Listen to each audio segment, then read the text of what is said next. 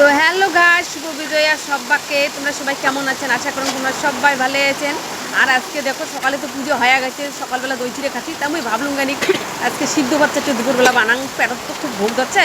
তা আলু সিদ্ধ পটল সিদ্ধ কিছু আরও দিয়ে বানাচ্ছুম, ওটা পরে দেখা যাচ্ছে তোমার। আর কিন্তু গাইজ একটা কথা, বাইরে কিন্তু খুব বৃষ্টি পড়ছে। আমি বৃষ্টি টিষ্টি মানে ভিডিওটা এডিট করে দিচ্ছি, কেন না বৃষ্টি তো ছাড়ার কোনো সম্ভাবনা নাই। বৃষ্টি যদি ছাড়ে তো আমার ভিডিও আর দেওয়া হবে না।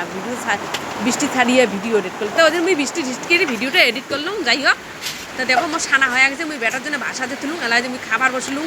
তাই থালার মধ্যে দেখো কী কী সাজে নিচ্ছি, মুই তোমাকে দেখে দিচ্ছুম। এলা এগুলো হচ্ছে দেখো আলু সানা, এলে পটল সানা, আর একটা বেগুনের বড়া, আর একটা মূলের শাক।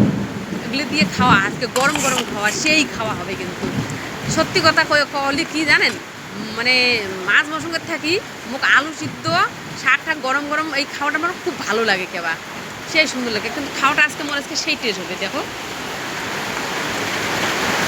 তা মুই ততক্ষণ খাং, তোমরা পুরো ভিডিওটা দেখো, ঠিক আছে? টাটা।